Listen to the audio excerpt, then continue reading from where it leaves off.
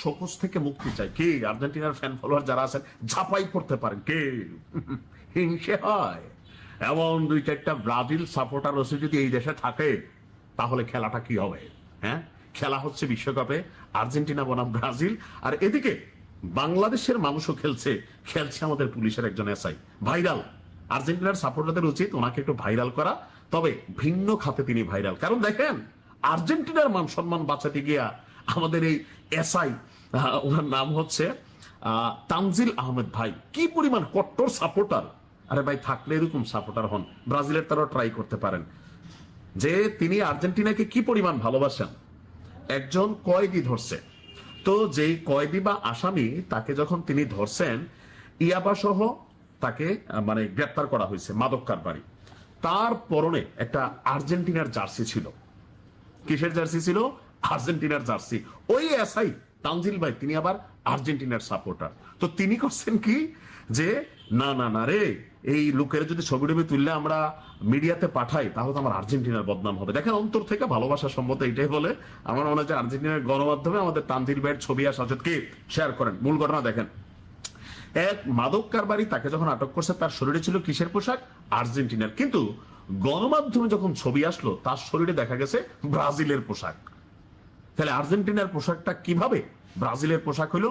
তার কি আর্জেন্টিনার জার্সি খোলাইয়া ব্রাজিলের জার্সি গায়ে দেওয়া হয়েছে? না, পয়সা নষ্ট করেন নাই। প্রযুক্তি থাকতে পয়সা নষ্ট দরকার কি? দর্শক, এআই এর মাধ্যমে আপনার ছবি পরিবর্তন করে ব্রাজিলের জার্সি পরিয়ে গণমাধ্যমে ছবি পাঠিয়েছিল আমাদের বরিশাল মেট্রোপলিটন পুলিশের মিডিয়া উইং এর উপপরিদর্শক এসআই তানজিল আহমেদ ভাই। আর এর কারণে তাকে শোকজ করা হয়েছে।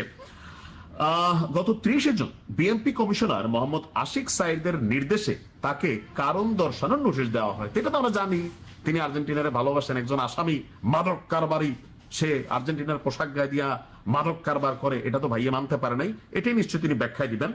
আর বিষয়টি নিশ্চিত করে পুলিশের কমিশনার বলছেন, শোকজের জবাব পাওয়ার পর বিধি অনুযায়ী তার বিরুদ্ধে ব্যবস্থা নেওয়া হবে। গত 29 জুন বরিশাল নগরীর 5 নম্বর ওয়ার্ডের মোহাম্মদপুর কলোনি এলাকায় অভিযান চালিয়ে 800 পিস ইয়াবা সহ স্থানীয় শীর্ষ মাদক কারবারি রাসেল হাওলাদারকে গ্রেপ্তার করে কাউনিয়া থানা পুলিশ। আটকের সময় রাসেলের গায়ে আর্জেন্টিনার ফুটবল দলের জার্সি ছিল। পুলিশ সূত্র বলছে, আটকের পর তার জার্সিটা উল্টো করে ছবি তুলে বিএনপির মিডিয়া সেলে পাঠানো হয়।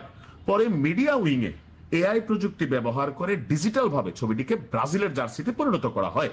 এতে আর্জেন্টিনার জার্সি পরিবর্তনে ব্রাজিল দলের জার্সি যুক্ত করে সেই ছবি গণমাধ্যমে পাঠানো হয়েছে।